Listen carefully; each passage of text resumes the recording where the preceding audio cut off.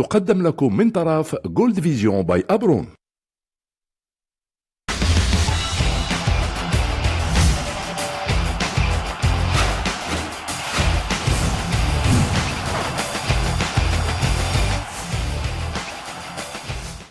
وقبل ما نمشي عند الضيوف ديالي الكرام نشوفوا هذا الفيديو من اعداد محمد خير وكاميرا رشيد دوش حول المنتخب الليبي.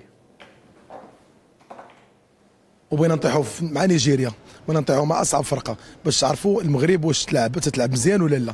هما بجوجهم فرق صعبه، وانا ما كرهتش نتلاقاو مع نيجيريا، ما بغيتش نتلاقاو مع السودان حيت وحلنا معها الصراحه في الماتش اللي قرب ديك التعادل. وكنتمنى تكون في النهايه يوصل المنتخب النيجيري، واخا ان المنتخب السوداني هو منتخب عربي وكنتمناو ليه التوفيق، ولكن يعني المقابله النهائيه ضد المنتخب النيجيري غادي تكون اكثر تشويق. انا اظن بان السودان والنيجيريا لعب متقارب، ولكن بالنسبه للمستوى اللي حد الان اللي كيبان هو مستوى ديال الفريق الوطني المغربي هو اللي زعما فارض الوجود ديالو، وكنظن نيجيريا احسن. يعني المنتخب المغربي ادى مقابلات ممتازه في هذا العرس القاري. كان يعني كنشوف بان الحظوظ قويه للتاهل للمباراه النهائيه، وان شاء الله يلاقي المنتخب السوداني. وانا ان شاء الله تدوز معاهم السودان، فهمتي. من احسن يكون السودان. نفضل انا نيجيريا، حيت نيجيريا عندها كره. نيجيريا لان عندها واحد تركيز، عندها واحد يعني منسجمه بعضياتها. جو بونس ان شاء الله نيجيريا نطيحوا مع نيجيريا، ان شاء الله غادي نديو هاد لاكوب فاش اللعب. نتمناو بان المنتخب الوطني يفوز، وبالنسبه لدور النهايه نتمناو اننا نكونوا في مواجهه الفريق السوداني، لانه فريق عربي بحالنا وديجا لعبنا معاه وتنعرفوا المؤهلات ديالو، وان شاء الله الكاس غتبقى هنا ان شاء الله في الدار البيضاء، والكاس مغربيه ان شاء الله وديما ماروك. كنفضل السودان حيت هو فريق عربي. هذا الفيديو كان حول شكون اللي باغي الجمهور الرياضي وخصوصا البيضاوي الكريم يلاقي في النهايه داز المغرب، واش السودان ولا نيجيريا، وكانت الاراء مختلفه. يعني اللي كان باغي السودان هما الناس اللي باغيين بالعاطفه حيت منتخب عربي. نخليو الفيديو اللي نديرو حول المغرب مع ليبيا ديال المباراه غد الى نهايه الفقره. نرجعوا لليبيا. بالنسبه لليبيا فكنظن هاد جوج ديال الكؤوس ديال لو شان اللي فاتوا كانوا بالنسبه لي انا شخصيا في 2014 كانوا فازوا بالنسخه، و2016 رغم الاقصاء ديالهم امام المنتخب المغربي والمنتخب التونسي في البطوله الثلاثيه اللي كانت في المغرب وكانت في تونس، فكنظن كانوا اقوى. علاش؟ لانه تقريبا جميع المهاجمين اللي كانوا مهاجمين على اعلى مستوى كنظن بانهم احترفوا. والان بالنسبه لي انا منتخب اللي عادي وعادي جدا، وكما كيقولوا حتى الجماهير كنظن نتكونسونطراو على المنتخب ديالنا اللي هو في مستوى كبير وكبير بزاف، عناصر اللي في اي لحظه اي واحد دخل كما كيقولوا يقدر يغير المقابله. البون ملي كيكون عندك البون توش ما تخوفش بزاف المباراه ديال غدا ابدا، لانه كما قلت لك حيت كاينه الخدمه، راه عام ونص ديال الخدمه، حيت لو هازار كيجيك ريزولتا اكسيدونتيل كتجي خطره في 10 سنين ولا في 20 عام. كاين الخدمه بانت من مقابله لمقابله المنتخب الوطني كيتحسن، وفي المقابلات ديال ليليميناسيون ديريكت راك شتي كيفاش انتصروا ب2-0 وضيعوا عده فرص، والمهم هو كنوصلوا في تقريبا واحد الهدف ديال المنتخب الناميبي كان يقدر يصعب علينا الماموريه. اكيد اسامه في 2-0، فكنظن كذلك ونسجلنا ناميبيا نقدروا نسجلوا 3 ونسجلوا 4، لان كما قلت لك كاين من الدفاع كاين عناصر في المستوى لين كلهم تقريبا عندهم لاعبين في اعلى مستوى. فكنظن انا بالنسبه لي مقابله ان شاء الله مربوحه اذا كنا في الفورم ديالنا. شوفوا هذا الفيديو اللي كنا نشوفوا قبيله حول تخوفات الجمهور الرياضي من المنتخب الليبي، ونعود. بالنسبه للمنتخب المغربي والمنتخب الليبي تقريبا لا ميم شوز، بحال نفس الكره، نفس التكتيك، نفس فهمتي انه صعيب باش تكهن في المباراه. فهمتي ديما مغرب بغينا يربح ليبيا ان شاء الله، شي 4-0. منتخب ليبيا كنظن انا في المتناول الا كانوا مركزين مزيان ولعبوا اللعب ديال النهار ديال الماتش الاول. هو الفريق المنتخب فايت ليبيا بزاف في النيفو، يعني كنظن بلي المنتخب غادي يربح في ليبيا بشي فوز عريض. حنا عندنا لاعبين مميزين. المقابله ضد المنتخب الليبي غتكون شويه مقابله صعبه، لان اللاعبين ديال المنتخب الليبي الاغلب ديالهم هما لاعبين اساسيين، ولكن بالنسبه حتى للمنتخب المغربي عنده عامل ديال الارض، يعني هو اللي مستقبل غادي تكون عنده الافضليه وغادي يكون ان شاء الله انتصار. بالنسبه للعب اللي داروا قبل راه ان شاء الله يكون تاهل. كنشوفوا بان كاين واحد التقنيات وكاين ربما ان شاء الله غادي يكون خير وغيكون الكاس هنا غادي يبقى هنا ان شاء الله ديال الشان. بالنسبه للمنتخب المغربي المحلي اللي شرفنا فعلا في هذه المباريات اللي فاتوا، وكنحسنوا الظن بانه غادي يتاهل وغادي يربح وغيفرحونا. يعني شفنا بان الترسانه البشريه ممتازه، يعني توليفه كتضم يعني لاعبين بطوله وطنيه من الرجاء، من الوداد، من يعني نوادي اخرى كنهضه بركان. المغرب المحلي لعب مزيان في هذه البطوله وكنتمنى انه يدوز امام الفريق الليبي. المغرب حيت بونيكيب، حيت عنده ليفيكتيف مزيانين وثقه كامله في المدرب ديال جمال السلامي. وبغينا المنتخب يربح، والا كان كونفوكي الحفيظي مزيان راه يكونوا مزيانين يربحوا ان شاء الله. الجميل حسن هو من المغرب تكلف لا كوب دي موند الوداد الشامبيونز ليغ، الناس رجعوا واحد الثقه في النفس عجيبه، يقولوا ديما تنربحوا، عاجبهم المنتخب المغربي. فبالطبع فكنظن كنا متخوفين من البدايه من الجمهور بانه الجمهور ما غاديش يحضر، ولكن الحمد لله الان اكيد كما قلت لك المقابله الاولى بينات بانه كاين منتخب.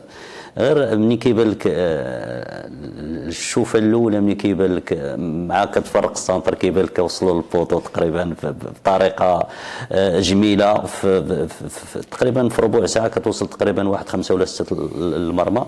هنا كيبان لك بان منتخب عنده ثقه، عنده تجربه، عنده عناصر في المستوى. فبالنسبه لي النهايه ان شاء الله اللي غادي تكون النهايه غادي تكون صعيبه، سواء امام السودان سواء امام نيجيريا، ولكن كنظن كما قال الاخ مفتاح كاين واحد العامل اللي في صالحنا، هو انه ريحنا تقريبا نهار على المنتخب الليبي اللي لعب البرولونغاسيون. فوالا دونك هذا هو العامل اللي غادي يلعب عليه جمال السلامي. ورغم ذلك فكما قلت لك عناصر في المستوى اللي عندها تجربه كبيره مع المنتخب المحلي، وان شاء الله غادي نحاولوا ان نفوزوا بالمقابله. قال لك شي اضافه باش لا غير نتمناو انه لما كنتكلموا في اكيد هذا الشان الكل كان كيدعم المنتخب الوطني المغربي، اكيد انه رغم المشاكل اللي كانت ديال الجمهور كنا متخوفين كنقولوا واش غيحضر واش ما غيحضرش. الجمهور لبى النداء رغم انه في الاول جابوه بالمجان، شويه بدات التيكي كتخلص وما الى ذلك. لا مزيان، ولكن الحمد لله الجمهور هو كاين. لذلك نتمناو من جمال السلامي انه النقطه اللي ربما غيفهم فيها حسن مني هو ما نلعبوش ديك الطريقه ديال نخليو الخصم هو يشد الكره هو يلعب وحنا نتسناو ديك رد الفعل، لان كنتعطلوا باش كنسجلوا الاهداف، وربما العين التقنيه افضل. نخليوها للمنتخب المغربي في الجزء الرابع. سيدنا بعض الصحفيين في خارج الندوه الصحفيه عطونا تصريحات. بالنسبه للندوه الصحفيه، ويعني ماشي اول مره حنا كنحضروا، يعني لا ديرنيير كونفيرونس هو كان قال واحد الكلمه جمال، اوني شينو، كان قالها اوني شينو، زعما الكاس راه ما غادي يبقى في المغرب، اوني شينو خصنا نربحوا المسائل. هذا هو اللي كان قال جمال.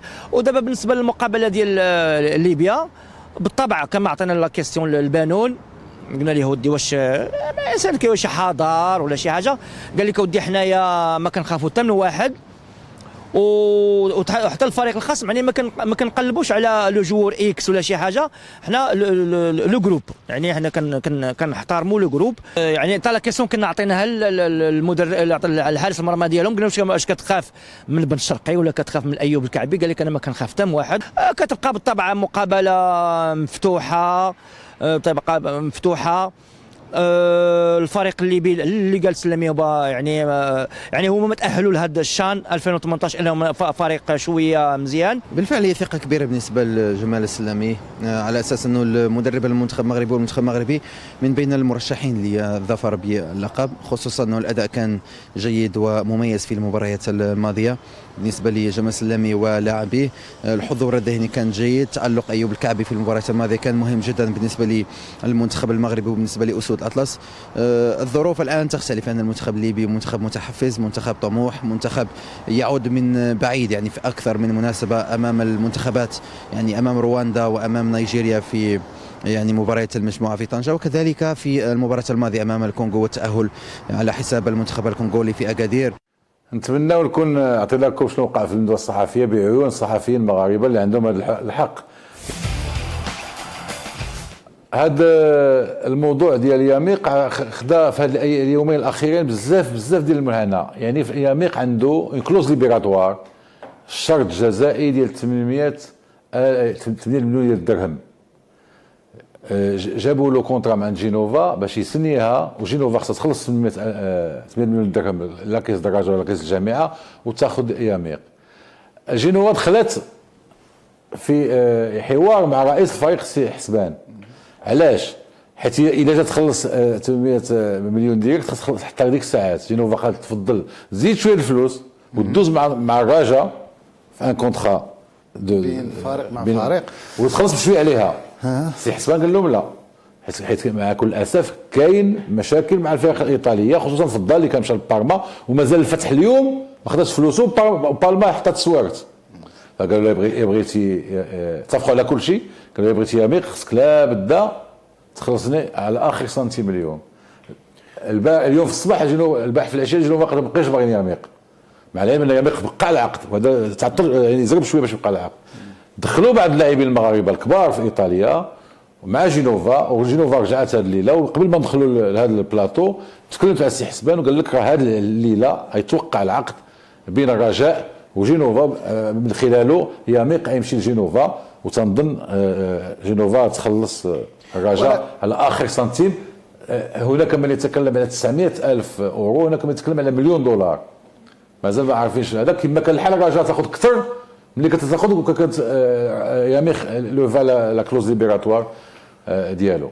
غير الفرق اللي كاين وانا يبقى تدخل تاخذ حتى واحد النصيب. غير حنا السؤال اللي كيتطرح اسامه هو انه فريق ايطالي من حجم جينوا واللي باعوا اليوم لاعب 25 شي 4 ايام، لا باعوا لبرناكو لا الايس روم اليوم باعوا لاعب ب 25. وداك الشيء رجعوا للياميق. هادشي اللي بغيت نقول لك، انت تمشي تشد الفلوس اللي بغيتي وتجي انت توحل في واحد المبلغ وتقول لي غندوزو لك، يعني عباره عن اشطر. لا المشكل الكبير هذا الشيء هو انه حسبان قال لهم عطوا لي الفلوس، حسبان قال لهم عطوني الفلوس كامله. علاش ما قدرتوش تعطيوها؟ انت فريق ايطالي من حجم جينوا وما قادرش تحط هاد الفلوس. انا الهم ديالي كان هو ان ياميق من بعد في الصيف كله هو تيفكر يمشي لنانت ما صدقاتلوش، كان وقع له نفس الشيء في جينوا. يمكن اللاعب يتهلك ذهنيا. فبالطبع فكنظن في انه خدم هاد السنتين خدم بشكل كبير بعد الالتحاق. واخا ملي كان مع خريبكا كان من احسن المدافعين في البطوله الوطنيه، وهاد السنوات بجوج اللي قضاهم مع الرجاء فهو برهن بانه وعنده الشكل ديال الطليان، لاعب فوالا طوله لاعب اللي فكرني في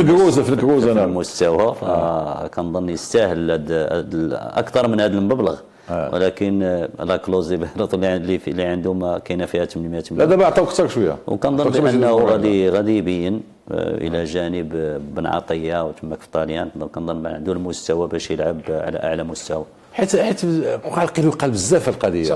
بزاف الناس يعني في الفيسبوك بدا يقول لك اسيدي حسبان هو يعاود الكابوطه القضيه، وحسبان بالعكس حسبان دافع على مصالح الرجاء في القضيه. انا ما تندافع حتى واحد. الشيء الا جينا نفصلوا في شنو تقال كثير. شي كيقول لك اودي انه علاش الياميق فضل انه هو يتفاهم مع الفريق بشكل شخصي وينسى فريق الرجاء البيضاوي، يخلي عنده كلوز.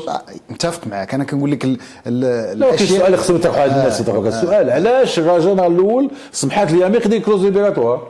ايوا ما قال لا اما ندير كلوز ليبيراتوار ولا ما نسنيش. دوك ياميق عارف راسو فين ماشي من خريبكا، وهذا اللي صالح. وهذا حيت اللاعب المغربي مع كل اسف تيتبعوا بعض لي زاجون اللي ما تيفهموا حتى حاجه في الكره، مع كل اسف اللي تيديوهم غير تيفكروا في النقزه الاولى وتنساو لا كارير مابقاش يفكر فيه. هذه القضيه ديال كلوز ليبراتوار بينات لنا بعدا بان يامير تيفكر على المدى المتوسط البعيد ملي كان الفقر يبقى، وفكر بان الرجاء غيجي لها كمحطه ماشي هي نهايه العالم بالنسبه ليه صبري. وهذا في حد ذاته شيء جميل بيان سور، حيت اي واحد ملي كيجي ماشي كان افتخر بالوداد والرجاء، ولكن اي واحد يتمنى يلعب كتقول لي علاش؟ حيت اولا البيبليك كيقول لك الوداد والرجاء، ولكن كما قال اسامه افكر بالوداد مثلا ولا الرجاء ومن بعد كمحطه ومن بعد ماشي محطه بعيده، ماشي محطه يرجع باللور. دونك هذا كيبان لك لاعب يكون 100% قال النهار الاول جا الرجاء اما ديروا كلوز ليبراتوار اللي خلصوا فيها هادشي كله تخلصوني ولا ما نسنيش. واضح الامور نيغوسيا ماشي دابا، نيغوسيا هذه عام ونص. لانه هو شوف ما يمكنش نختلفوا على الاداء ديالو، لان ملي كان هو في خريب حتى كيف قلتي الكاباري ديالو والطريقه باش كيلعب كتبين لانه لاعب اللي يعني عنده اشياء اضافيه واللي لا الدفاعات كتحس بانه مدافع. تعطاتو اول فرصه مع المنتخب الاول وبين بانه بحال لعب مع المنتخب الاول سنين وسنين عاد يعني كنظن بانه هو وبانون، فكنظن من احسن المدافعين اللي كاين. سي محمد فخير، كي جاتك المباراه بصفه عامه؟ وكنظن الاهم هو التاهل للنهايه. هنيئا للفريق الوطني المغربي، للاعبين ولا الطاقم التقني، وشكرا لذاك الجمهور اللي جا حج وعطى واحد الدفء كبير للمباراه وخلى كان دعم اساسي وقوي للفريق الوطني. ما كانتش هي المقابله سهله، ولكن كنت مطمئن ان الخصم ما يمكنش يمشي ل 90 دقيقه وما يمكنش يمشي ل 120 دقيقه لعده عوامل. اولا الفريق الليبي ما عندوش بطوله. ثانيا لعب 24 ساعه ورانا، من بعد دونك عندنا 24 وحنا قبل منه، ولعب 120 دقيقه. هذاك غادي يخليوك كنت كنتظر انا رغم الغلط اللي دار باش يسجلوا الاهداف ما عندهمش باش يكملوا 120 دقيقه. غير كما قال السي حسن ملي كنا كنهضروا زدنا علينا 30 دقيقه في رجلينا. هذا هو الخلعه. باش نكون واضح معاك ما كنتش مخلوع، لان كنت كنشوف في الفريق الليبي كيفاش من الدقيقه 85 اما من الدقيقه 55 الفوق يعني ما بقاوش كيقدوا يفوتوا رغم ان من بعد سجلنا الهدف وتراجعنا للور ضغطوا علينا ايزون ميتريزي لا سور لي بولاريتي. فبولاريتي وحده ولا جوج هما خرجوهم الاولاد من مي كيف ما كان الحال.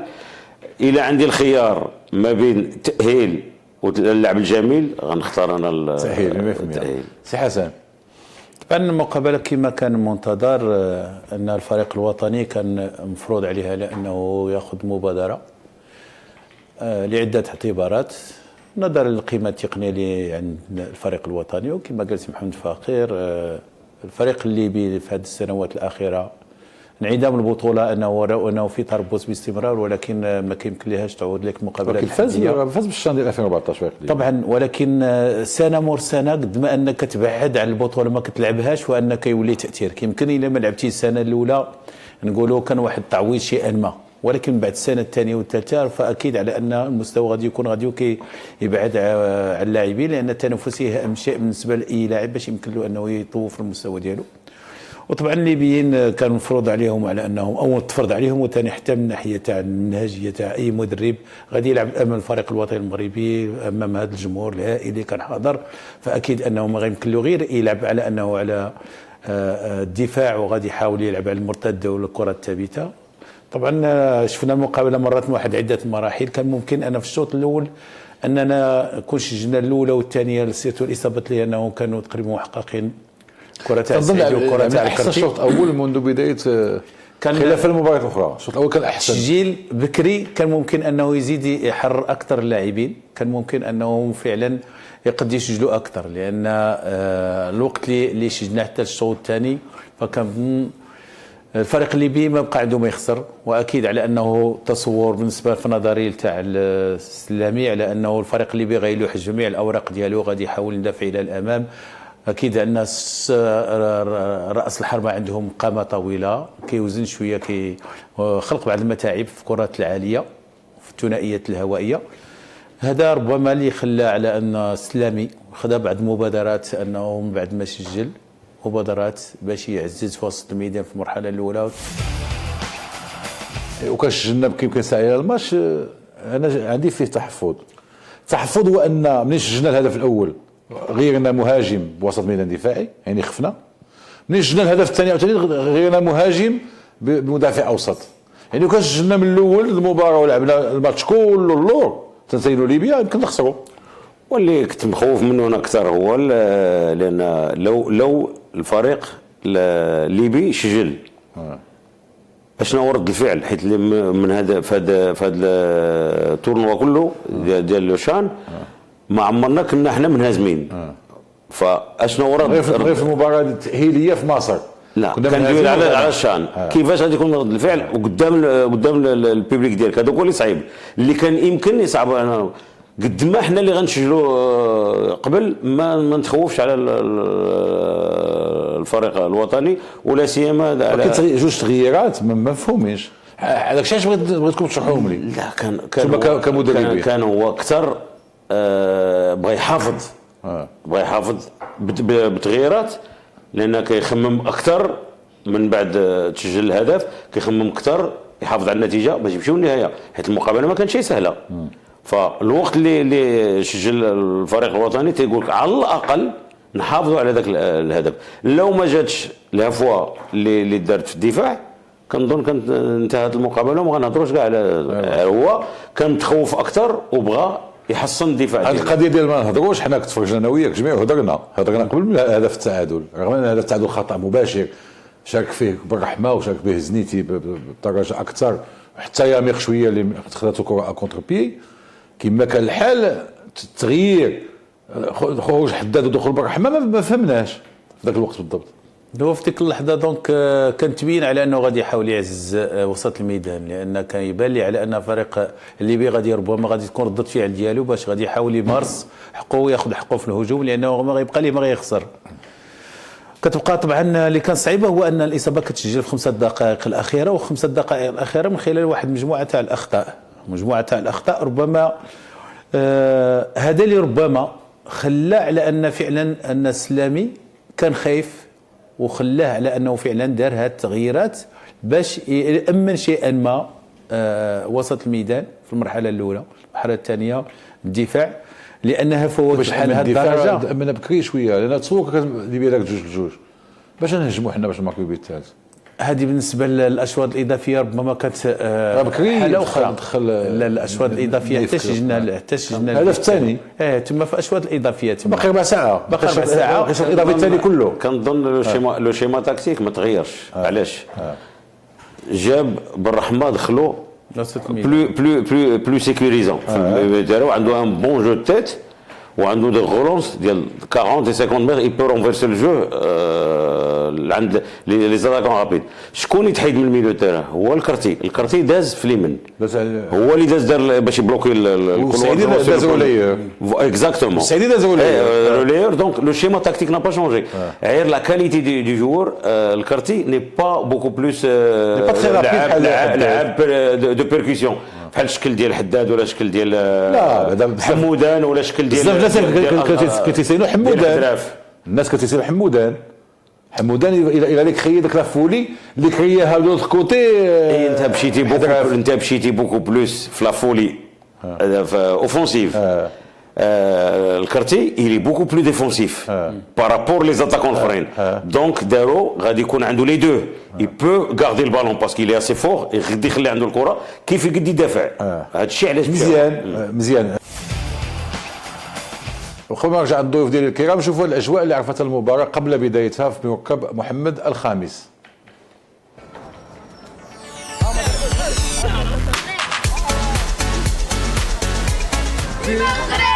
ديما ماروك 3-0 ديما المغرب.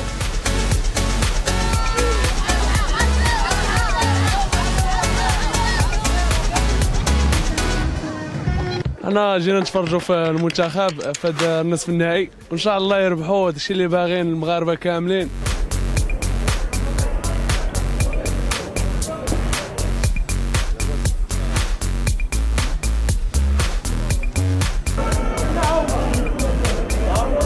ديما مغرب، وان شاء الله الفينال مغربي، واليوم غادي الليبي. سمحوا لينا خوتنا الليبيين.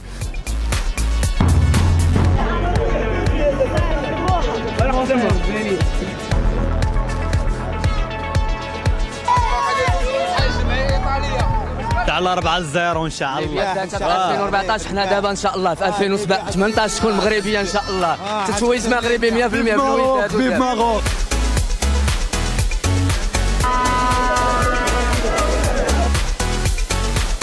يعني تبارك الله كاينين وليدات في المستوى، وكنظن انهم ان شاء الله قادرين يربحوا المنتخب الليبي. ان المنتخب الليبي ضعيف في الدفاع ديالو، عاد الدراري اللي في الهجوم خصهم يبنيو شي عمليات باش يوصلوا للمقابله.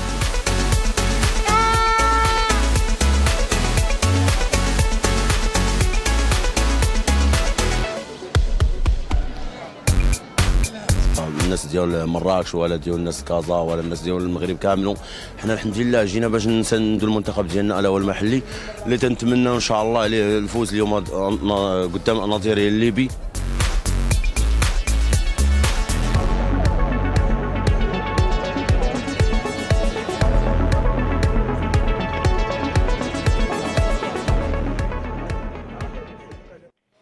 كما كان تعشي المباراه في الملعب، اجواء كانت جميله يعني. لا اجواء هذا المنتخب المحلي اللي بزاف الناس كنا مخلوعين، الناس ما يتبعوش مع النتائج وتوالي النتائج والانتصارات. الناس الجمهور عطيه نتائج طيبه يعاون معك، تعطيه نتيجه سلبيه راه ما غادي يجي شيء. دونك مشكور الجمهور اللي جا سند الفريق الوطني. كان بعض الملعب كان غاصب، كان بعض المناوشات بين جمهور الوداد والرجاء، ولكن طفيفه ماشي. لا ديما هذاك ولات عاده وداخله مع كل اسف، مع كل اسف عاده، لان انا عشت صغير لا تجي للدار البيضاء تتفرج الوداد على الرجاوي بدون مشاكل.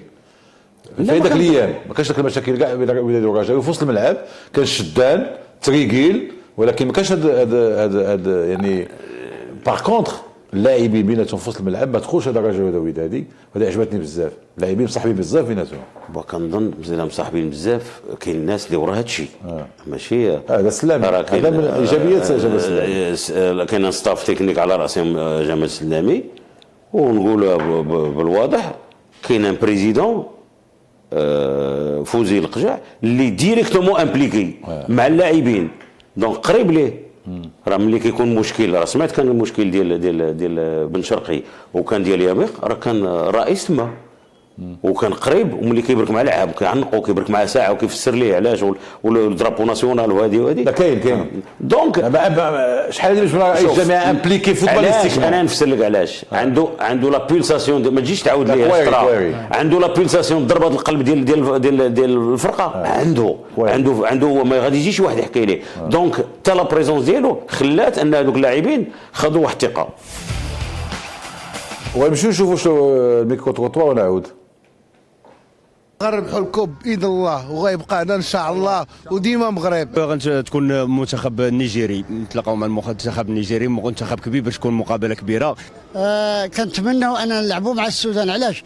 لان السودان ديجا لعبنا معاهم وعرفنا اللعب ديالهم وعرفنا السيستم ديالهم وعرفنا حفظناهم، فمن الاحسن نلعبوا مع السودان. نتمناو ان شاء الله باللعابه باش يكونوا رجاله بهذه العباره في ارضيه الملعب، ويفرحوا هذا الجمهور اللي كما شفتوا كما يشوف الجميع. اي منتخب ان شاء الله مستعدين ليه كما بغى يكون، وان شاء الله يكون الفوز المنتخب المغرب، والمهم هو لا كوب تبقى هنا في المغرب.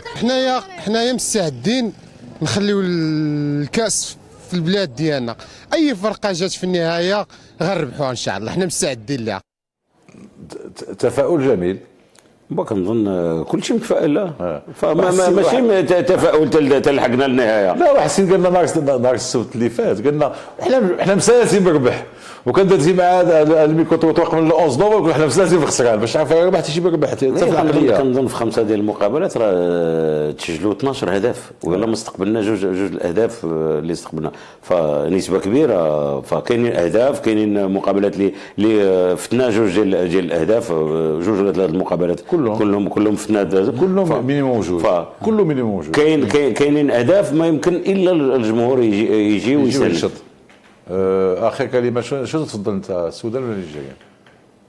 اكيد على ان السودان، لان السودان فريق اللي هو حتى هو ما عندوش كان نقص تنافسيه في هذه المرحله الاخيره، وبقى فريق اللي هو نوعا ما عنده لاعبين، عنده فريق وطني اللي هو كيلعب فيه في جميع الواجهات، ولكن كيبان لي اقل تجربه من اللاعب النيجيري.